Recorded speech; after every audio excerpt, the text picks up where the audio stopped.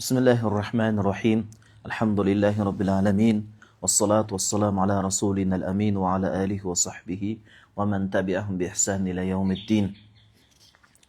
Biz ошол алымдарыбыздын илим алуу жолундагы кандай сабыр кылгандыгы туурасында кээ бир баракчалар кыскача айтканда алымдардын өмүр таржымалы, алымдардын баскан изи десек туура болот. Алымдардын баскан изи. Илим алуу жолунда кандай кыйынчылыктарды баштарынан өткөрүшкөн, кандай нерселерге сабыр кылган. Бул китеп эмне үчүн окулуп атат туугандар? Устазыбыздын осуяты. Биринчиден. Экинчиден, илимдин кадыры жоголуп баратат да. Илимди жеңил көрүп, котормо китептерден окуп, мазхаб карманбастан, же болбосо акыйдадан аша чаап, же болбосо ошол мындайча айтканда чыныгы аалым деген ким болот? Анан илимдин машакаты кандай болот?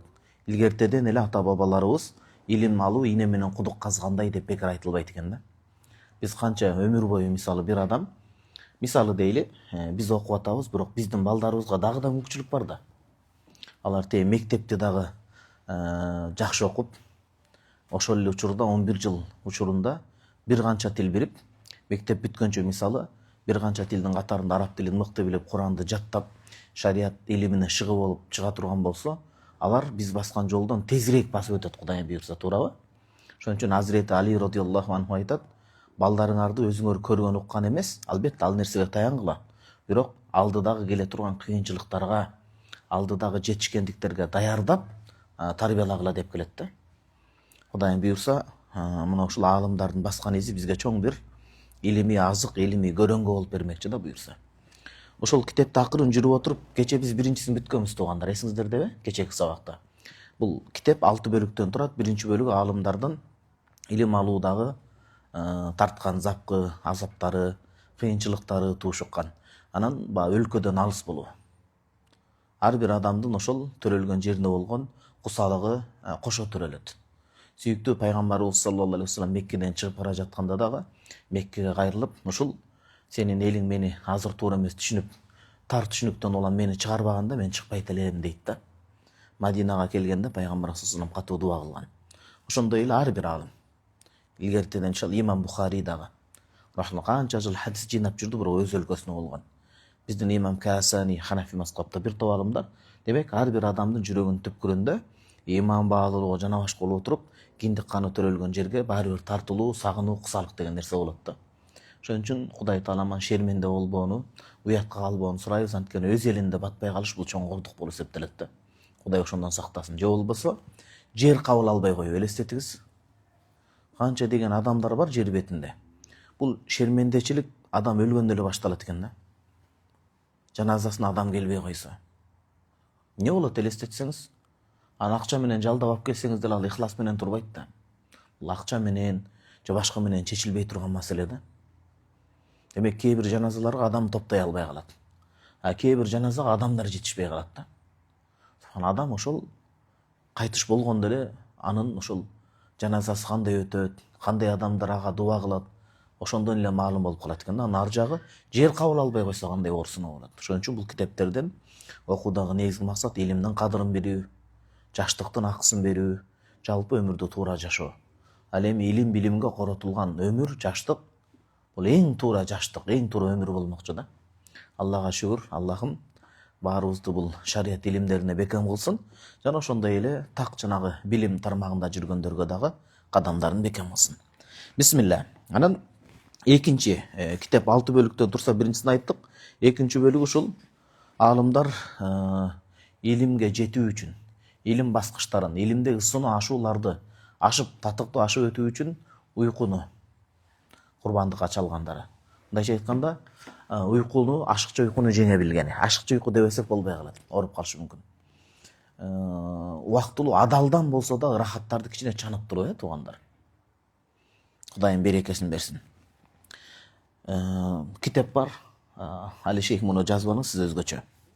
Кади, исламда чоң сот болуп иштеген алым, Ибн Халликан деген алым, Вафаятул Аян деген алымдарга таржыма берген китеби бар. Бул китеп баалуу китептердин бири. Ошол китебинде биринчи томунун 152 бетинде Ибн Халликан рахимахуллах вафаятул а'ян. Ар бир доордогу мыкты адамдардын кайтыш болуусу жана ошого тиешелүү тарыхый окуялар деген сөз. Ибн Халликан рахимахулла вафаятул а'ян. Анан Ханафи алымдардын таржымасы боюнча дагы кенен алдыда маалымат берип отурабыз. Бул киши ошо 1-томунун 152 бетинде Фи таржимат Раис Аби Али ибн Сина дейт. Ибн Сина. Жана батышта илгертеден Авиценна деп коюшпадыбы, медицинанын атасы деп. Тып деп коет, медицина илими. Ошол медицина илиминин атасы деп таанылган Али ибн Сина. Ибн Сина рахимахуллахтын өмүр таржымалын эскерип кеткен да, кандай убакытты пайдаланган.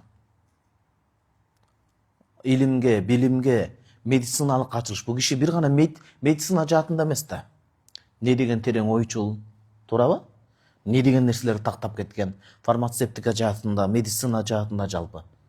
География жаатында мисалы. Не деген ачылыштарды Кудай Таалам жүрөгүнө салып, мээнетине жараша ачылыштарды берген. Ошо Ибн Сина, бул кишинин толук аты Хусейн ибн Абдил ибн Сина болот.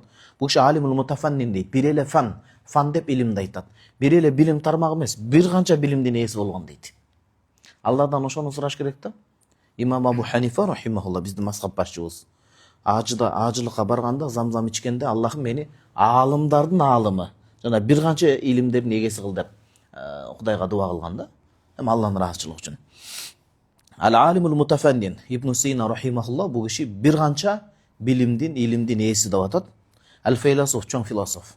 Эми кээ бир адамдар философия деген, психология деген сөздү угушса төбөтү чачы тик туруп, мындай биротоло 100% жекирип салышат да. Мейлем көбүнчө философтор адашып, мусулман эмес болгон үчүн алардын дагы түшүнүгү туура. А көбүнчө биздин заманда деле психологдордун көбү бардыгына баягы кара көбү жугуза албайбыз. Исламдын негизинде Куран, сүннөт, алымдардын сөзүнүн негизинде эрежелерин бекитип, ошонун негизинде туура ой жүгүртүп, туура кеңеш берсе бир жөн анда. Адамдардын кулук мүнөзүн окуп, анан психолог бир гана адам эмес, жаныбарлардын дагы баягы үйрөтөт эмеспи? Филу деген баягы гректердин сөзүнөн келип чыккан жакшы көрүү деген сөз да. Хикмат деген даанышмандык жакшы көрүү. Муну баягы мунун эрежеси Исламда Куранга, сүннөткө дал келгендиги үчүн ойлонуу максатында кабыл алсак болот. А көбүнчө бирок баягы мисалдары ширкке, күфргө байланыштуу болсо мисалдары жарабайт. Аны эрежесин ошо Куран, сүннөткө ылайыктасаң да бир жөн. Ой жүгүртүүнү деле мисалычы. Бул киши чоң философ болгон жанагындай, ойчул болгон дейли. Табиб, дарыгер, медицинанын атасы болгон ал-Машхур. Бул киши кайсыл жылы кайтыш болгон? Ибн Сина 428. Хижраттын 428-жылы кайтыш болгон. Демек 5-кылым маалымы. 4-кылымдын акыры, 5-кылымдын баштары болуп атат. Ушул жерден ким эскере алат? 428 кулакка тааныш кылбай элеби кайтыш болгон жылы. Ким айтса ошого Рамазандын урматына жакшы адамдардан сурап $100 беребиз белеке. Эми доллар деп биздин сомдулдуйга төмөн куруп аткан жокпуз. Эми бул жерде мисалы сом эметилбейт да. Хижраттын 428-де мен дагы суроону жакындатайын жоопту. Ханафи мазхабта кандай чоң алым о дүйнөгө сапар алган кайтыш болгон? 428-хижри жылы. Али шейх эсиңиздеби? Ким? Жок. Акши 333 болот. Имам Кудури. Сахибул китаб. Ханафи мазхабта аллади интахат илейхи риясатул ханафия. Заманасындагы ханафилердин дөшасы болгон. Мухаккик алып болгон Ханафи мазхабта Имам Кудури китап деген. Эгер Ханафи мазхабта фикхта китап деп жалпылай айтылса, Имам Кудури рахимахуллах китебин түшүнөбүз. Саид Багдаштагыбыз тахкик, мактутот, кол жазма китептерден эсептеп чыккан Кудури Ханафи мазхабта өтө чоң матын китеп, алгачкы матын китептерден болот. 12.000 маселе жазылган дейт. Ханафи мазхабта эң кыска, бирок нуска, маңыздуу, терең, анан кабыл кылынган көп комментарий түшүндүрмө жазылган китеп болот Имам Кудури. Имам Кудури да кайсы жылы кайтыш болгон экен? 428. Ошол эле жылы ким да кайтыш болгон экен? Биздин баягы окуянын каарманы, убакытын ушунчалык үнөмдөгөн, ушунчалык баягы илим билимге жетүү үчүн керек болсо уйкусун чанып, ушундай ийгиликтерди Кудайымдын бир берекеси менен ийгиликтер коштоп, ийгиликтерди өтөгөн. Бул ошол Ибн Сина рахимахуллах 428 кайтыш болуп атат. Көрдүңүзбү, аалымдардын кайтыш болгон жылын билүү бул өтө маңыздуу туугандар, өтө зарыл. Баш келипсиз. Бул киши көңүл буруңуз эми. Валамма балаг 10 синин мин умрихи дейт. Ибн Сина рахимахуллах. Каракегиздин астына мүмкүн болсо төшөк салып берип коюңуздар. Ибн Сина рахимахуллах. Ибн Сина рахимахуллах 10 жашка чыкканында дейт.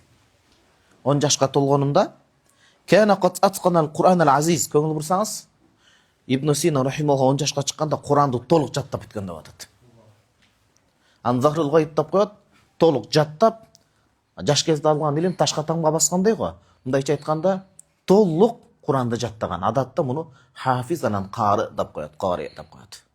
Ибн Сина рахимахуллах, демек туугандар, бул жерден токтоло турган маселе баягы мектепке иман сабагын киргизүүдөн жана башка балдардын медресеге баруусунан чоочулап үркүлөбөш керек. Туура эгер туура багыт илим алса. Ханафи мазхаб, Ахлус-сунна вал жамаа Матурidi акыйдасында. Эч кандай агымга илешпей ошол учурда баягы мектептин сабактарынан да албаса, анда бул өтө сонун болот. Анткени жаштайынан жүрөгүнө иман сиңген Куран жатталган бала андан келечекте чоң ачылыштарды, чоң жакшылыктарды күтсөк болот. Ошонун аныктаана мисалы бизге үлгү деп айтпайлы, үлгү пайгамбарыбыз салам болсун толук түрдө. Мисалы ачыктаана үлгүсү, күзгүсү бул Ибн Сина, медицинанын атасы Ибн Сина рахимахуллах болуп айтыла аламыз. 10 жашына жетпей Куранды толук жаттап бүткөн деп атат бул киши. Куран адамдын түшүнүгүн арттырат. Алланын сөзү жүрөгүнө сиңген адам эртең тозокко күйбөйт эгер албетте ошого жараша амалдык кулдун өзү болсо.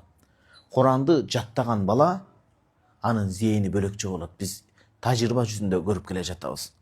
Эми өзүбүздү устаз сезип алган жерибиз жок. Устаздыкка бышып жете элекпиз биз, аалымдыкты тим эле коюңуз. Илим окуп жүрөбүз, бирок азын-аулак бир аздыр көптүр билгенибизди үйрөтүп окутканда 2 жылдан бери окутуп келген балдар бар эле, анан Куранды жаттап келген Кыргызстандан балдар бар эле. 2 жыл сабактан такай калбаган балдарга караганда беркилер 1-2 жумада жетип алган да ошого. Түшүнүк бөлөк да, фиктан окуган эмес, мисалы ошондой балдар окуттук да. Нурул Идохана, Маракул Фалах укмуш эми. Анткени Алланын сөзү бөлөк.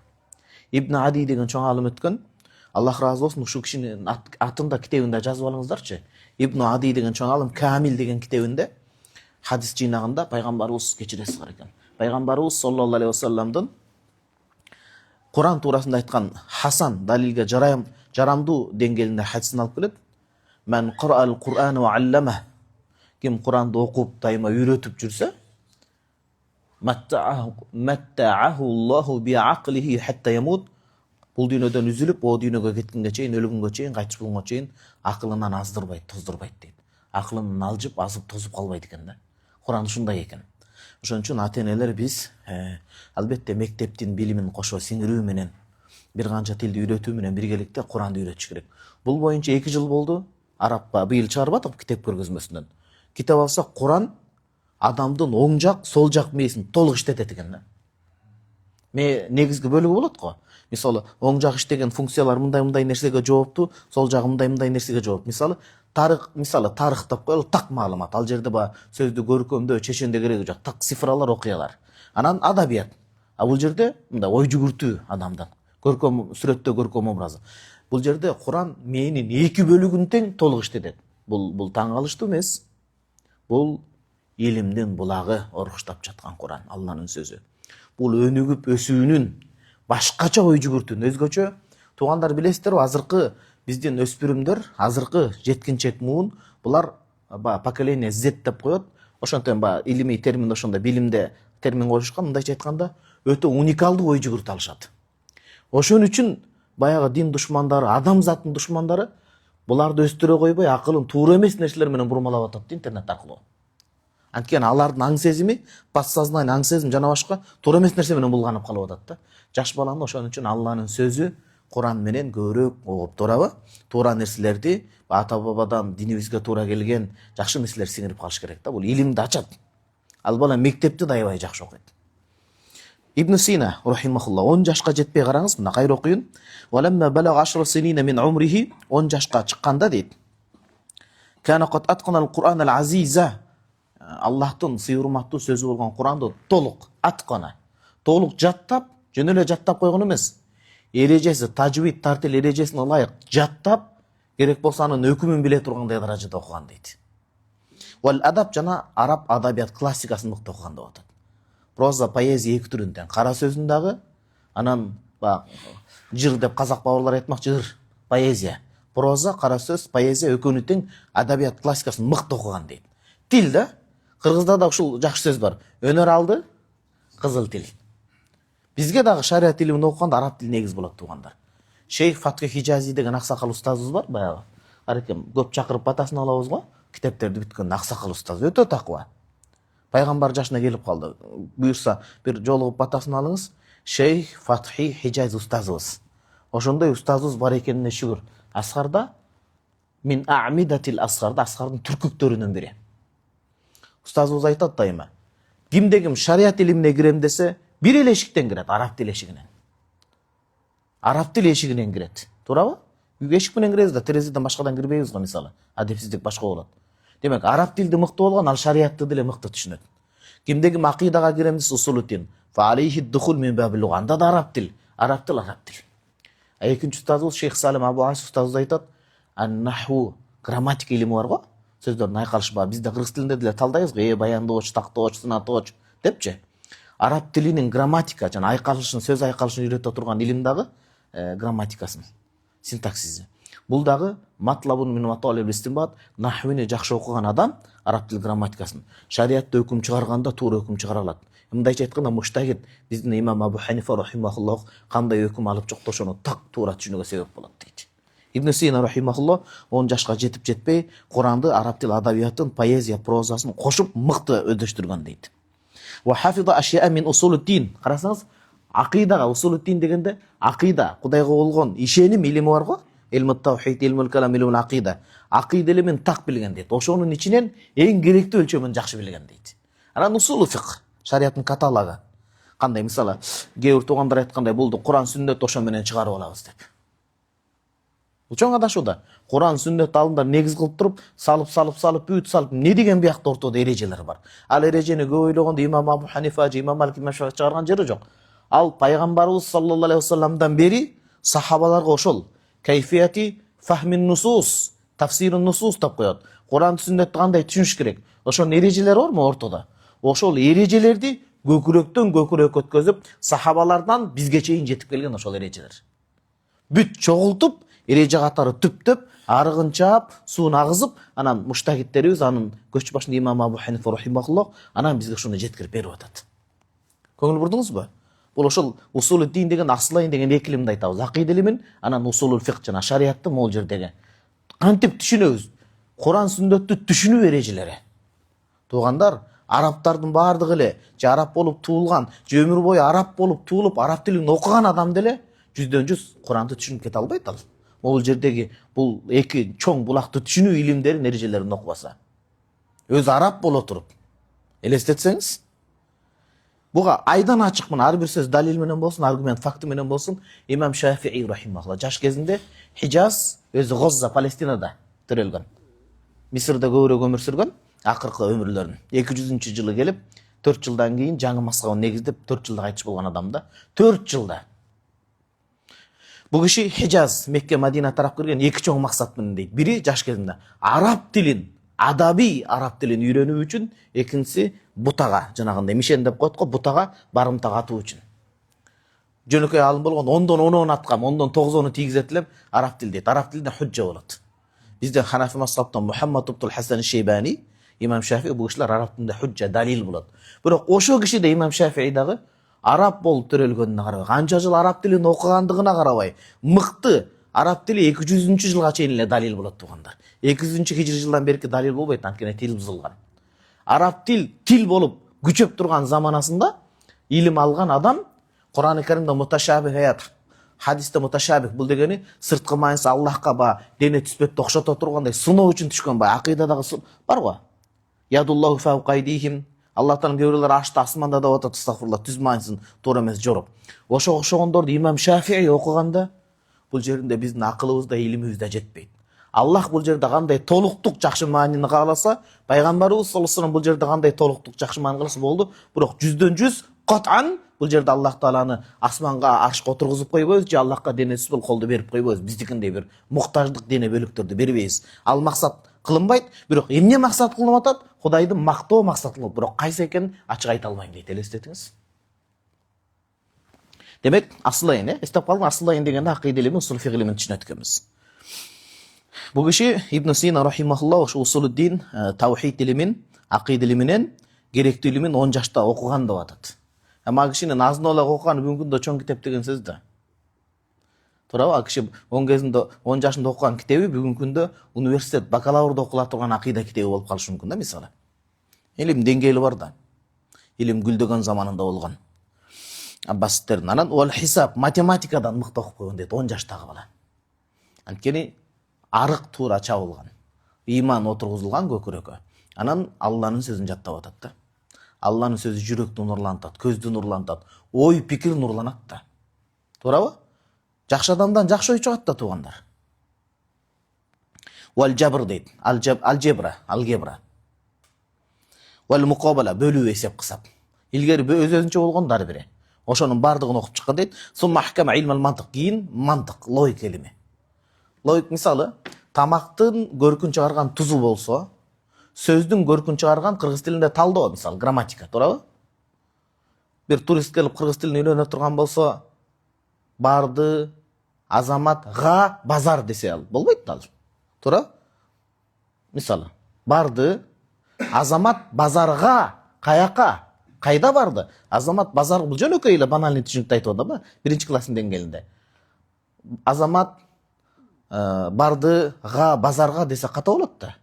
Аны сөздүн ошол ыргагын чыгарып, эмесин чыгарган, маңызын чыгарган бул грамматика болуп атат. Талдап отура, азамат базарга барды. Сүйлөмдүн ээси, баяндоочу мисалы. Барыш жөндөмө, келиш жөндөмө дегендейчи. Араб тилинде дагы ошондой эреже болот да. Араб тилинде тилдикин нахве жоопкерчиликке берет.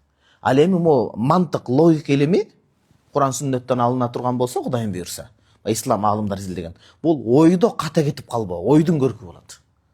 Түшүнүңүз да, жанагы тамактын көркү туз, сөздүн көркү грамматика, туура эрежеге так сүйлөп, сарс наху грамматика балага даражасын кетет. Анан ойду туура ой жүгүртүн үйрөтө турган илим бул мантык, логика илими.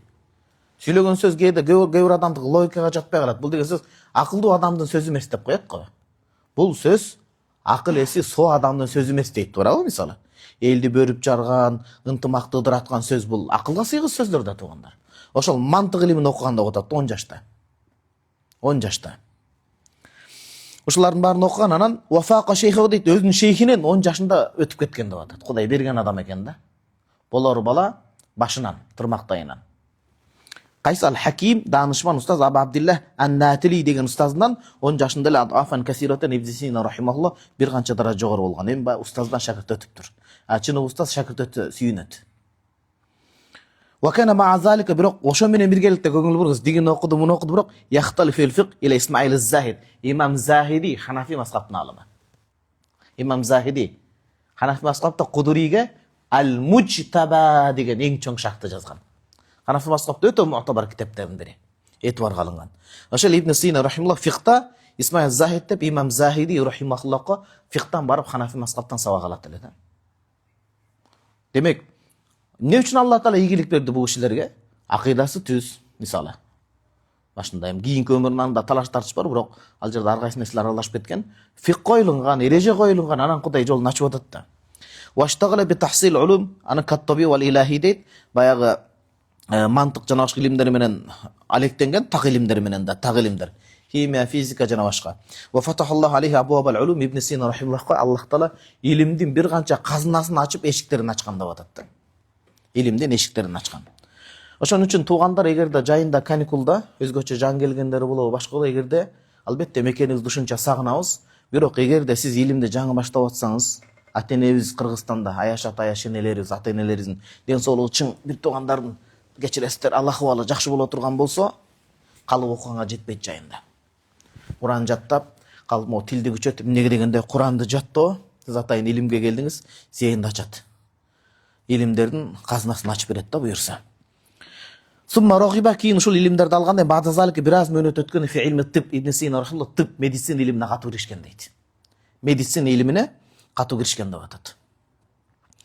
Ва тааммала ал-кутуб ал-мусаннафата фиhi. Тиб медицина илимин чоң устаздардын колунда окуп, анан ошол өз заманасына чейинки жазылган бүт медицина китептерин терең анализ, терең ой жүгүртүү менен өздөштүрүп окуп чыккан дейт. Китапты окуганда анализ болуш керек, сын пикир менен. Бул азыр сизге келбейт, кийин келет. Ар бир китеп окуганда сын пикир болуш керек. Мисалы, адабий кыргызча китеп окуганда дагы ошондой болуш керек да. Мисалы, эки китепти мисал келтирем сизге түшүнүктүү болуш үчүн бул сөздөр. Кыргыздардын чыган жазуучулардын бири Мукай Элебаев атабыздын Узак жол, кыска романы баягы эмеде Үркүн маалындагы учур жазган. Ошол эле учурда казактардан Мухтар Ауезовдун Дүрбөлөң заман дегени. Экөө ошол эле учурдагы бир эле окуяны баяндайт да, бирок экөөнү анализ кылып салыштырыш керек ошондо кандай. Бирөө бул тарабын айтты, бул мисалы Мухтар Ауезовдун казак бауырларыбыздын чоң чыган жазуучулардын бири Дүрбөлөң заманы ошо Каркырадагы болгон окуяларды жакшы салыштырып берет да. Ошо ички ынтымак бузулганы кандай. Биздики Мукай Элебаев атабыз Узак жолдо беркине. Демек, ар бир нерсени окуганда терең анализ жүргүзүп, сын пикир менен, эме менен тереңдеп пайдала тургандай окуш керек. Бул киши медицина илимини ушунчалык терең өздөштүрүп чыкты дейт. Анан ошол нерсени медицинаны үйрөнүп дагы үйрөтүп дагы башты дейт. Бирок медицинаны акчага саткан эмес дейт. Адамдар жана Гиппократтын анты жана башка дейт го. Тореман заман алдын болгону менен, бирок бул кишилер баралына чыгарган да исламда.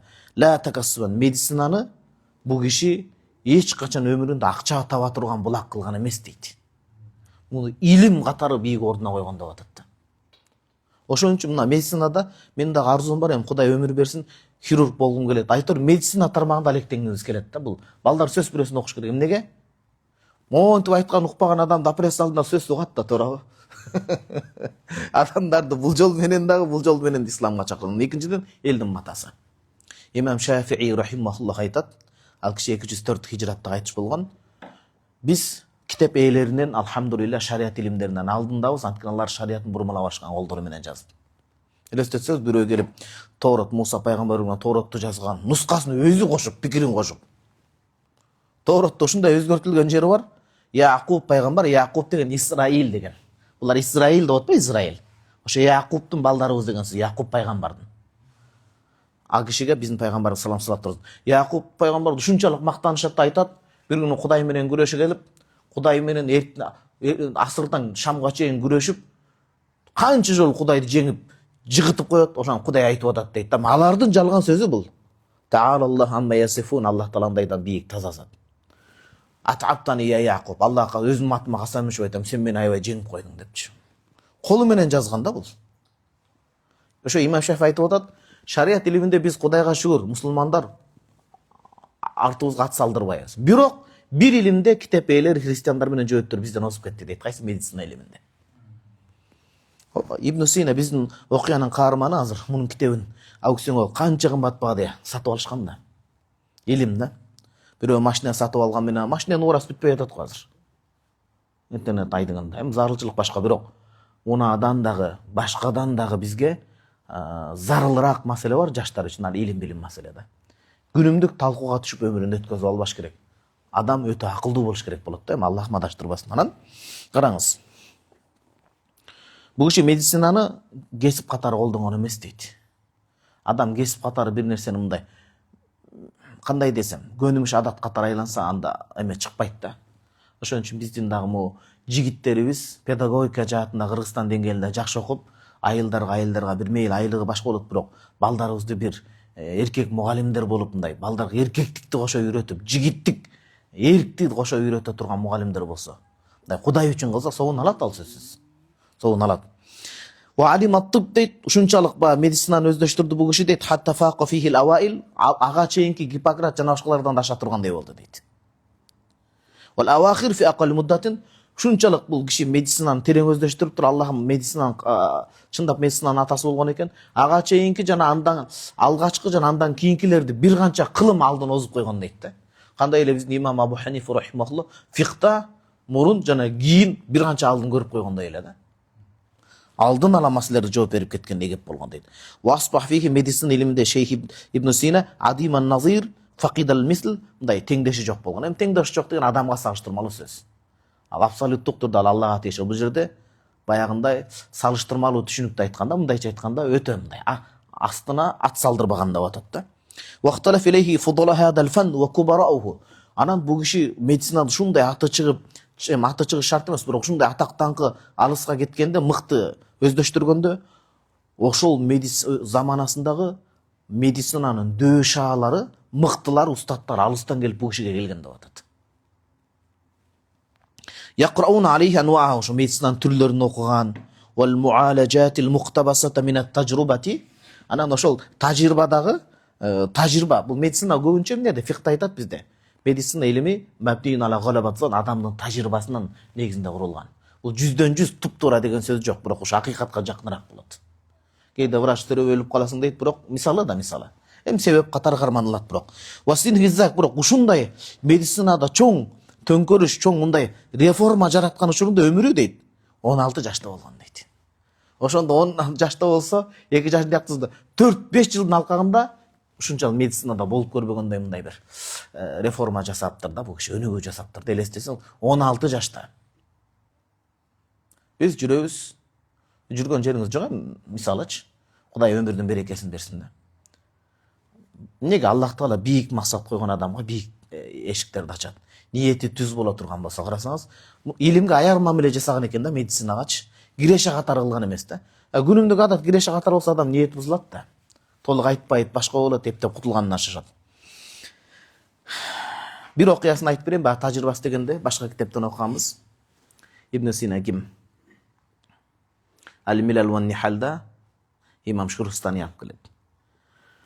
Бул киши заманасында падыша, чоң падыша чакырып калат, ушу балам аябай катуу ооруп калды дейт. Илгери күн заманы болгон го. Катуу ооруп калды дегенде анан акырын барып караса, ашык болуп калган экен да бул. Атасынын күңдөрүнүн бирине, кызматчыларынын бирине ашык болуп калган. Жүрөк экен да. Ашык болуп калган экен. Атасынын күңү дегенде кызматчысы гана, баягындай. Жакындык мамилеге барган кызматчысы. Анан ошону билип калат да, анан мындай жаш тамакта же башка болбой өлүмгө барайын деп калган экен да. Катуу арыктап, кыйналып. Анан бүт жанагы бир четинен жанагындай кызматчылар кирсин хан сарайын дейт. Жүрөгүнүн кан тамырына бармагын басып турат. Бир өтөт, эки өтөт, үч өтөт, анан жанагы көңүлүндөгү аял зат өткөндө башкача дүкүлдөп согот да жүрөк немеси. Анан атасына келип айтат: "Балаңыз катуу чындап эле оорусу күч экен. Балаңызден өлүмдөн сактоочу Алла Таала себеп катары бүткүл дүйнөңүздү берүүнү каалайсыз. Анда жарасы жеңил экен, анда ошол кызматчыңызды балаңызга бериңиз күн катары" депчи. Айтор, бул киши тажрыйба тараптан дагы көп. Бир канча тажрыйбаларды ийгиликтүү өткөргөн адам болгон экен да. Эми караңыз, 16 жашында медицинада болуп көрбөгөндөй Кудай Таалам эмгек кылууга бул кишиге мүмкүнчүлүк бериптир. Ва фи муддати иштигалихи дейт. Эми караңыз. Ошондо бул киши 10 жашында жанагыларды окуп бүтсө, демек бир 5-6 жаштан баштады. Ага чейин деле башташы мүмкүн да мындай эркин. Эми биз 5-6 жаштагысын бере алалычы. 5 жаштан 16 жашка чейин канча болуп атат аралык? 9-10 жыл. Ошол 9-10 жыл, тоголоктоп айтканда 10 жыл аралыгында илимге, билимге арнаган убагында лам янам лейлатан вахидатан бикамалга бир түндү да толук уктаган эмес дейт. Чырмет уйку алган эмес экен да. Куш уйку менен уктаган деп атат. Адабиятта 5-алты класс келет го, чычканга кебеге алдырбаган, чырмет уйкуга талдырбаган депчи баягындай. Ушундай зирек болгон дейт. Неге анткени окуган деп атат да, билимдин күйүтүнө түшкөн экен да бул киши. Дүйнөнүн күйүтүнө түшүп калган адамды уктабайт, дүйнө үчүн. Билимдин күйүтүнө түшүп калган адамды уктабайт да. Билим жогору турат. Валаштагала фин нахар бисвал муталад. Күндүзгү күнүн толук бойдон китеп окуу менен өткөргөн дейт Ибн Сина рахимахуллах. Болгон иши, кылган иши, аткарган иши, жумушу ушун китеп окуу болгон дейт. Китептен башын көтөрбөгөн дейт да. Ва кана иза ушкилат алейхи мас'алатун. Карасаңыз, субханалла, чубак устазыбызда да ушул сыпат бар эле. Көргөн адам катары айтып атам да, бул кишини биринчи окуйлу. Эгер ошо китеп окуганда бир маселе, устаздын атынан окуган, кошумчада окуган да, албетте устаз окуган деген сөз эмес. Китепти окуганда бир мүшкүл, түшүнбөгөн оор маселе чыгып калса, масала абыйса дейт, эмне кылат эле? Тавабба барып тарат алып келет эле дейт. Барып тарат алып келет эле дейт Ибн Сина. Ва касадал масжидал жаме, чоң мешитке барып 2 рекат намаз окуйт эле дейт. Кажат намазы, муктаждык намазы. Бардыгы келип эле иманга такалып атат да. Таң калышы мүмкүн да, мунун сыры эмнеде депчи. Сыр ошол Кудайым жүрөгүнө салган мээнетине жараша. Куран жаттаган анткени бул жаштайынан. Ва салла 2 рекет намазы ва да Аллах азза ва жалла аюсахилаха алейх. Аллах тағала мошо дуа кылчу экен, Аллах мошо маселе мага оор болуп атат, түшүнбөй атам канча отурсам дагы. Биягынан карасам да түшүнбөй атам. Шуну мага жеңилдетип берсең, ва яфтаха муглaqaha лаху, ошо түшүнбөй бүдөмүк болгон жерлерди мага түшүнүктүү айкын кылып берсең деп дуа кылат эле дейт. Ва кана надирата асрихи фи илмихи ва зака ва тасанифихи, илиминде, билиминде, зиректүүлүгүндө, жазган китептеринин сапатында заманасындагы мындай өтө кол менен саналган аз сандагы адамдардын бири эле дейт. Китеп жазгандар көп болот, бирок кээ бир китептер билесиз да, сумсак болот. Кээ бир китептер жазган китепти окусаңыз күйүт байкалат да. Китеп жазуу тармагында, зирек, зээн тармагында, илим, билим тармагында аснат салдырбаган дейт да заманасында. Өтө сейрек адамдардан болгон. Wasonnafa ma yuqur 100 musannaf, бизге жетип келген маалымат кылайык дейт. Бул киши 100дөн ашык эмгектерди жазган. Бирок 100 мындай ичке 67тик эме эмес да. Бир китеби мисал бир эмгеги канча илгерики мо китептин 3төн биринде мо партанын 3төн биринде өлчөмдөгү нерсени жазган. Бисмилла. 100дөн ашык эмгек жазган. Мабайна мутаввалин, алын арасында өтө узуну дагы бар. Ва мухтасаран, өтө кыскачасы дагы бар. Ва рисалат фи фурунин шаттанан, ар кайсы жаңы темада рисала. Көңүл буруп коюңуз, илгерки алымдар рисала, жекече эмгек жазды десе, мурдагылар айтпаган жаңы эмгекти жазды деген сөз. Диссертация жактоо, жаңы илимий нерсени ачылыш дегендей сөз болуп атат да. Бул ошол Ибн Сина рахимахулла. Илим алуу мөөнөтүндө толук, ошол илим алуу мөөнөтүндө жалпы 10 жыл деп биз азыр кыскача тыянак чыгара турган болсок, ошол 10-20 жыл аралыгында толук уйкуга, жаздыкка толук бутун сунуп жатып, толук бир уктаган эмес. Жөн куш уйку чырым этип эметкен дейт да. Илим билим үчүн. Экинчи маселе, субханалла. Ибн Сина рахимахуллахтын доордошу Абу Райхан Бейруни. Азыр Бейруниди окуйбуз.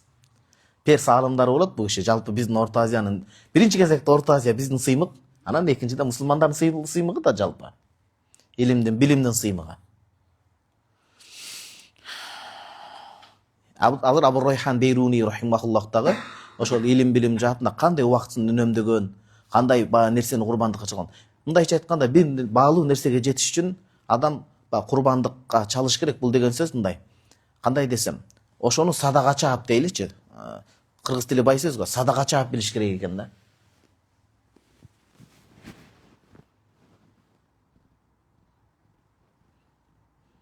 Субханалла. Ошону айтып атат. Бул киши экинчи китеп кайсы ссылка булак кайсы? Му'жамул удаба, адабиятчылардын энциклопедиясы деген китеп бар, Якутул Хамави. 17-чи томдо 181-182 беттер экен. Алламатул Фалаки, жылдыз илимдери. Жылдыз илимдери бизде эмне деп коет эле терминде? Астроном, берки эмес, жаман эмес да, палачкан эмес. Ансы эмне дейт элек? Ансын. Андай палачкан, жылдыз ачкан эмес. Бул жерде жылдыз илими бар, шариат уруксат берилген. Анан ар-Рияди, математик болгон дейт бул киши. Алфаз, мындайча айтканда, сейрек өтө чанда бир жолуккан мыкты математик болгон бул киши дейт. Ал-Муаррих, тарыхчы болгон. Абу Райхан Бейруни деп коет го. Лугави, перс тилин, араб тилин билген тилчи лингвист болгон.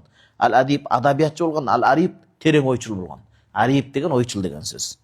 Ал-Жами'у ли-Аштатил улум, бул дагы бул киши дагы рахимахулла Ибн Сина рахимахулла сыяктуу бир канча илимдердин дөшасы болгон деп атат. Абу Райхан Бейруни, Мухаммад ибн Ахмад ал-Хаваразми. Бул киши 440-жылы кайтыш болгон. Азыр Иран жактагы жер, бирок сүнни болгон да бул кишилер. Азыр окуйсуз, биразда Ханафи алымдан фик алган бул киши дагы. Дегиш имам Захидиден алса, бул киши азыр келет. Ал-Валвалжи деген алымдан фатва сураган да азыр. Укмуш эми окуясын уксаңыз. Машалла, бүгүн таравиден уйку келип кыйналып турсак да бул сабакты өттүк, бирок караңыз, сабакта кыйынчылыкка жараша береке ачылат экен да, туурабы? Кыргыздар жакшы айткан экен да, бала ыйлабаса сүт жок депчи. Бизден аракет, Алладан берекет иншалла туугандар, дуа кылып. Бул киши кайсыл жылы кайтыш болгон? 440. Ал эми ким кайсыл жылы кайтыш болдук дедик? Ибн Сина рахималлах 428. Демек бир кылымда алымдар болуп атпайбы? 4-чү кылымдан акыры, 5-чи кылымдын башында бир доордо жашагандар да, өмүр сүргөндөр. 440. Хижраттын хижри жыл санагы менен 440. Ошол Якутул Хамави Муъжамул Удаба деген китебинде айтып атат карекем. Абу Райхан Бейруни туурасында. Бул киши бир эле артыкчылыгын айтайын али шейхим. Европа бүткүл батыш Европа бул кишини моюндайт. Ислам алам түшүнүктүү сыймыктанабыз. Бул киши илгери эле мо металлдардын салмагын, көлөмүн эсептеген 4-5 кылымда. Бүгүнкү кылымда так чыккан да. Википедияга кирсеңиз так чыгат. Википедия азыркы жаштар үчүн, негизи биз үчүн эмес го. Биздин өзүнүн булактарыбыз бар бирок. Анан ошол заманда эле 5-кылымда, 4-кылым акыр 5-кылым башында бул киши жылдыздын эме, мо жарыктык бар го, жарыктыктын ылдамы менен, үндүн ылдамдыгын салыштырган да, так салыштырган. Ошол заманда кареке элестетсеңиз, биз исламда мактанышыбыз керек да. Исламда бул деп чектеп койбойт негизи. Шарият илим биринчи орунда турат, ошо менен кошо бул илимдерди да окуш керек. Карасаңыз, ошону айтып атпайбыз, балдарыбыздын бирин аалым кылалы, Кудай шыгы бергенин байкап көрүп жөндөмүнө жараша. Бирөө мыкты медик болсун, бирөө мыкты мисалы элди мекенди коргон чек арада туруп берсин, элдин баатыры болсун дегендейчи. Аракет кылыш керек, сураш керек. Ошол дуа кылып бойдок кезиңизде сурасаңыздар, могул жердеги жүргөн нерселерге таасир этет, кадимкиде ошолорго. Информация кете берет Кудай таалам жер. Гениңизгечи. Биз ниеттин чабалдыгынан да генибиз начарлап кете берет да, мындай ойлоп отурсаңыз. Абу Райхан Бейруни өтө чоң. Математикада канча деген нерселерди жараткан. Жараткан дегенде кандай, жаратуу деген Аллага эле таандык, мындай илимий ачылыктарды жасаган деген сөз. Өтө көп, мен азырда унутуп калдым, өтө көп нерселерди ачылыктарды эметкен. Анан эмеде космонавттар башкалар НАСА эме деп коет го, айдын үстүндөгү бир чуңкурчага ошо Бейрунинин атын ыйгарышкан. Алар ушунчалык билген да бул кишинин эмесин. Бул киши Абу Райхан Бейруни дейт. Мал фусхат фиттамир, бирок өмүрүндө көбүрөөк жашаган, узак өмүр сүргөн адам болгон. Кудай 78 жыл, мындайча айтканда 80 жылдай өмүр сүргөн адам болгон, алым болгон бул киши. Ва жалалатул хал фи амматул умур, бир канча илимде даражасы бийик болгон дейт. Бирок ушун даражасынын бийиктигине карабай, өмүрүнүн акырына чейин мукиббан ала тахсилул улум, бир канча илимдерге баш оту менен арнап башын сайган адам болгон дейт. Ба Ахмад ибн Хамбал рахимахуллахка чоң аалым болуп дүйнө моюндаса дагы калем алып алып аксакал устаздарга барчу экен да, издепчи илим алайын деп. Анан шакирттер бизди уят кылбаңызчы, өзүңүздү да уят кылбаңызчы. Аалым болуп калдыңыз го десе айтат экен да, жок, бул калем менен бешиктен кабырга чейин депчи. Бизде да сырттан жакшы эле окуп жүрсө 5-6 байлар, бизнесмендер тегеректе болот да, мындай деңгээлин өстүрбөй коет да. Жок. Жылда иншалла биз окууну бүтүп барсак дагы Ханафи мазхабта, Ахлу сунна вал жамаа акыйда туура багытта Кудайым буйрса, канча өлкөлөрдү кыдырып илимди өстүрүп туруш керек. Бул илимдин чеги жок да тууган. Билип койдум, окуп канча жыл окусаңыз да. 20 жылбы, 30-40 жыл бул Кудайдын кудуретинин астында эч нерсе эмес негизи. Мисалычы, карасаңыз, картайганына карабай дейт. Мунсаббан иле тасниф кутуб, өмүрүн илим алууга жана картайса дагы, улгайса дагы китептерди жазып кетүүгө өмүрүн арнаган дейт. Башотун дитин ошого бурган дейт. Яфтах абуабах, илимдин эшиктерин ачат эле дейт. Кудайым себеп кылды. Ва юхиту бишавакилихи ва акрабихи, анан бир нерсени мындай салыштырмалуу түшүнүк деп коет, анан критический мышление деп коет. Бир эле багыттан, өңүттөн карабайт эле дейт. Бул маселени биягынан жан жактуу карап чыгат эле дейт. Азыркы дүйнөлүк светтик билимди караганда Финляндия мамлекети ушундай окутат экен да. Кечиресиздер, тизелерим кичине ооруп кетип атат. Финляндия мамлекети. Ушул ар тармактуу кылып окутууга кызыктар экен да. Финляндия мамлекети кандай? Мисалы, мага айткан, мен барып көрбөдүм, ишеничтүү булактардан укканыма караганда, бирөө мисалы тынчтык эле болсунчу, Мисалы, дүйнөлүк экинчи согушту тарыхтан өтсө, экономика сабагында ошондо канча чыгым болду, ошонун баарын эметет экен. Баягы оозума келген эме болду, заманабыз тынч эле болсун, согуш болбой эле болсун. Бир эле маселени ар бир сабакта ошонун ар жагынан окутат экен да. Толук кандуу көрүүгө бул. Динибиз ошондой го, туурабы? Баардын карап чыгып өкүм берүүгө буйрат. Бул ушундай эле дейт. Ва юхиту бишавакилиха ва акрабиха, бүткүл маселени жан жагынан өздөштүрүүнү каалайт эле. Бир тарабын билип шашып кетпейт эле дейт. Абу Райхан Бейруни рахимахуллах. Өтө, яни бигавамдык өтө түбүнө чейин анализдеп, изилдеп кирет эле дейт. Вала якаду юфарику ядаху ал-қалам. Качан караса Абу Райхан Бейрунидин колунда калем үзүлбөйт эле дейт. Калем үзүлбөйт эле бул кишинин колунан дейт. Калем биздин мазхаб башыбыз Абу Ханифа рахимахуллахтын да колунан калем үзүлбөйт эле. Анткени Ханифа деген туурада алас сахих кызы болгон эмес. Саид Багдаш тазыбыз Канзут Дакайыкка тахкик берип кириш сөзүндө айтат, ирактыктардын диалектисинде қалам, ханифа деп қалам, ұшталған қалемді айтады. Демек қалемден атасы, мындайша айтқанда илимден атасы деп лақап берілген ал кишиге, мазхаб башчыбызга. Абу Райхан Бейруни рахимахуллахтың ошол колунан калем изилбейт эле, ва айну көрү ан назар, дайыма назар дегенде изилденип турат эле дейт. Бир бош убакытсы болбойт эле дейт да. Дүйнөнү кызыгып караган убакытсы жок эле. Дайыма көз изилденип карап турат эле дейт. Субханаллах. Ва калбул фикр, жүрөгү менен ой жүгүртүп турат эле дейт. Илля фи матамассилахил хажат фил мааш, жашоого керектүү болгон гана нерсесин билет эле дейт. Бизде деле Ханафи мазхабта Бадрутдин Айни рахимахуллах 100гө жакын чыгып кайтыш болгон 90 жаштардан өтүп. Бул киши ошол эмесине кирип, жүзүм бакчасына кирип, жүзүмдү караганга да убакытсы болгон эмес дейт да. Бышты-бышпады билгенге дейт. Ушунчалык илимге арнаган адам болгон да. 90го чыккандан бинаяны жазып атпайбы жанагы. Хидайга эң кенен шарт жазып атат. Анда да Орто Азиядан бир адам барып калып, ошого түшүндүрүш тилинде жазган. Ошон үчүн бизге Орто Азия, кыргыз, казак, өзбектер бол жеңил да сонун биная. Мин булгаты там, ошо өзөк жалгай турган тамак дейт, ачка ул катыр рияш дейт, мындай жашай турган күнүмдүк эле дейт. Анан дайдан ходом хал бул киши дейт, баш жылдарда эмне кылат эле дейт. Мындайча айтканда, караңыз эми. Эми тоготер окуясын Абу Райхан Бейруни, чоң тарыхчы, математик, бул киши айтып атат, бир топ изилдөөлөрдү изилдеген да. Абул Хасан Али ибн Иса Валвалжи, Ханафи мазхабта фатва китептер бар. Ошо фатва китептердин эң күчтүү фатваларынын бири Аль-Фатавал Валвалжия деп коет. Эсимде чубак устаз менен окуп мунун атын кантип окуйт экенбиз деп канча убактым кеткен да. Валвалжия. Валвалжи деген сөз. Фатавал Валвалжия. Ошол алым фатваны жазган чоң Ханафи алым айтып атат, караңыз. Чоң Ханафи алым айтып атат. Дахалту ала Аби Ар-Райхан ва хува яжуннас. Мага суук кабар келди, Абу Райхан Бейруни өлүм төшөгүндө жатат, барып зиярат кылып дем салып койсоңуз деп. Өлүм төшөгүндө жаткан кезде ва хува финасын мен зиярат кылып барып калдым дейт. Ханафи чоң алымыбыз, имам Валвалжи Абу Райхан Бейруни өлүм төшөгүндө жатканда зиярат кылып дем салыш үчүн барып калды. Өлүм мындай жашоодон үзүлөйүн деп калыптыр дейт да, өлүмгө моюнсунуп калыптыр дейт. Кот хашража нафсуху же. Жаны чыга турган адам белгилүү болот да, көздөрү башкача болуп, акырайып башкача болуп калган. Вадака бик содрумдай дем ала албай кысылып жатат дейт. Акыркы демдер чыгып аткан экен дейт. Ошондой абалда туруп менин киргенимди көрүп айтты дейт. Кайфа култалиюм, мен мага бир фиктан бир маселе айткансың сен мечитте. Ошону мага кайталачы деп айтып атат дейт да. Карасаңыз илим. Сен бир тирүүлүү бир мажлисте мечитте бир сөздү айткансың, бул эми көз жаш менен окула турган сөздөр да моочу. Аллах муразы болсун ошол кишилерден. Ошол кишилердин илими менен да канча адамдар исламды кабыл алды да. Биз дүйнө менен алданып калдык да туугандар азыр. Дүйнө менен алданып калдык биз азыр. Болбосо учубуз кур эмес, аслыбыз бар эле да биздики. Кайсы маселе ба? Мирос маселесинде. Мирос маселесинде хисабул жаддат дейт. Баягы жадда фасида деп коет, бузукку чоң эне деп которбоңуз.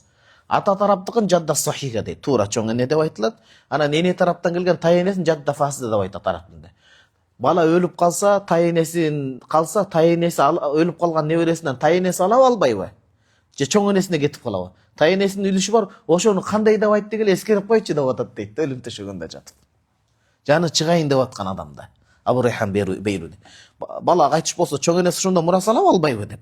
Анан факульту лахи шифакна лахи, кыжаалат болуп, ага боорум жалоруп туруп айттым. Афи хадил хала, жаның чыгайын деп кыйналып атсаң, ушул учурда да ушул маселени сурап атасыңбы дейт. Эми түшүнбөгөн адам астагфирулла этажы бидатчик, лушче, тавхидти айтпайбы деш мүмкүн да. Эми тавхидти ошо маселени айтып аткан бул шарият да негизи. Анан бул көчөдө башка сөздү айтып жүргөн жок да тура, бул илим ошону айтып атат.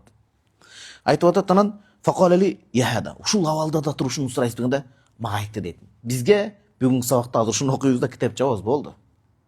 Башка сөздүн кереги жок. Бүгүн тойдуңуздарбы, сонун пайда болуп атат. Факалали яхада, баланча алым деди дейт. Албалча алымым. Уаддиу дуния ва ана алимун би хадил масала.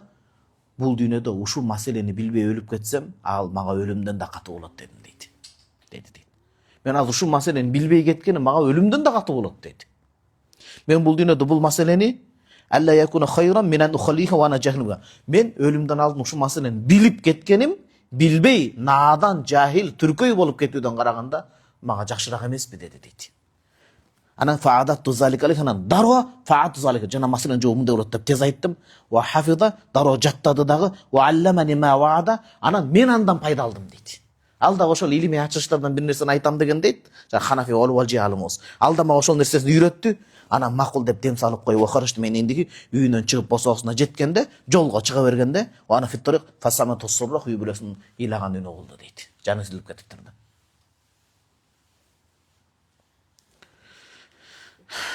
Аллах Таала момин.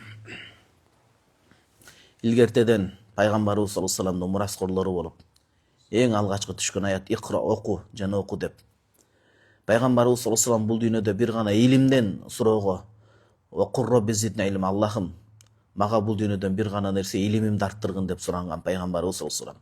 Пайгамбарлар, аалымдар пайгамбарлардын мураскору деп эскерип кеткен. Пайгамбарыбыз саллаллаху алейхи вассаламга салаваттар болсун. Аллахым өзүңө мактоолор болсун. Аллахым биздин урпагыбыздан да ушундай ар тараптуу, кыр тараптуу, илимдүү, билимдүү, жакшы урпактарды насип кыл. Жалпы адамзаттын, мусулмандардын жашоосун жеңилдеткен, илимий ачылыштарды жасаган жакшы бир ушундай урпактарды насип кыл. Арамдан алыс болгон, илим билимге жанашкан. Аллахым дүйнө жүзүнүн жаштарын, мусулмандардын жаштарын, өзгөчө биздин Орто Азиянын ичинде Кыргызстан мамлекетинин жаштарын Аллахым илим билимге жакын кыл. Аларды ар кандай азгырыктардан өзүң туруп, коргооңо алып, Аллахым чоң илимий ачылыштарды жасап, ошол аркылуу өзүңдүн ыраазычылыгыңды таап, Аллахым баарыбызга жакшы өмүр, жакшы өлүм насип кыл. Ва саллаллаху тааала саййидина Мухаммад ва алейхи ва сахби ажмаин.